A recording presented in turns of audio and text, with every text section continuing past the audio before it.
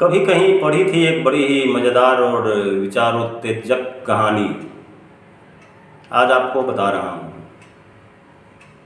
इस कहानी में एक प्रश्न का निदान चाहिए कि एक व्यक्ति के कितने पिता हो सकते हैं। कहानी सुनिए, बात स्पष्ट हो जाएगी। एक बार की बात है कि एक लड़के ने एक लड़की से प्यार किया और दोनों की शादी तय हो गई।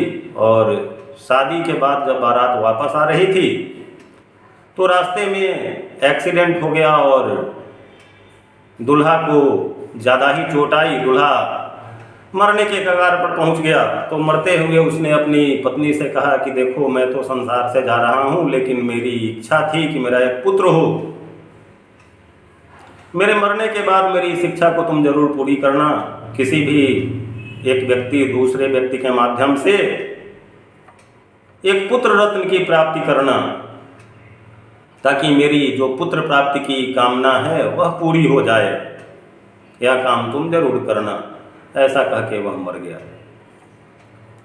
उसके मरने के बाद पत्नी ने उसके पुत्र रत्न को प्राप्त करने की इच्छा को पूरी करना अपना धर्म समझा और एक दूसरे व्यक्ति के सानिध्य, एक दूसरे व्यक्ति के सहवास से उसे एक पुत्र रत्न की प्राप्ति हुई।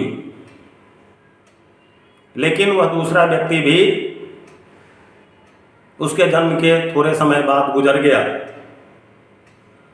उसकी माता भी चल बसी। अब उस अनाथ लड़के का पालन पोषण किसी तीसरे व्यक्ति ने किया।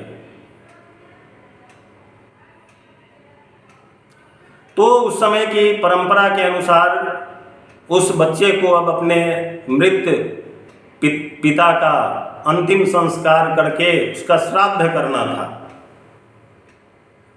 उस जमाने में जब श्राद्ध कर्म में पिंड दान किया जाता था तो उस पिंड को ग्रहण करने के लिए उसके पिता खुद आते थे और अपने हाथों से उस पिंड को ग्रहण करते थे। तो जब पिंड दान करने का मंत्रोच्चार किया गया तो उस पिंड को ग्रहण करने के लिए 3 जोड़े हाथ आ गए। अब पंडित लोग बड़े ही दुविधा में आ गए कि ये 3 जोड़े हाथ आ रहे हैं, इसका मतलब क्या है कि इस व्यक्ति के 3 पिता हैं। ज्ञानी और गुणीजन ने जब इस समस्या को जांचा परखा तो उन्होंने बताया कि हाँ, इसके सचमुच 3 पिता हैं। एक पिता तो वह जिसने अपने मानस में इसको धारण किया था, जिसने सोचा था कि मुझे एक पुत्र रत्न की प्राप्ति हो। और एक इसका दूसरा पिता वह जो इसका बायोलॉजिकल फादर था, जिसके स्पर्म से इसकी उत्पत्ति हुई थी। और तीसरा पिता वह जिसने इसका पालन पोषण किया था। इस तरह से इसके 3 पिता हैं और इसीलिए 3 जोड़े हाथ यहाँ पिंड लेने को उपस्थित हो गए हैं। अब पंडितों ने सोचा कि पहले पिंडदान किसको किया जाए। इसका असली पिता या सबसे महत्वपूर्ण पिता कौन है? तो आपके विचार से इसका महत्वपूर्ण पिता, असली पिता कौन है? इसके बारे में अपने विचार को हमें बताइए। जुड़े रहिए और ऐसी ही मजेदार और ज्ञानवर्धक बातों का आनंद उठाते रहिए।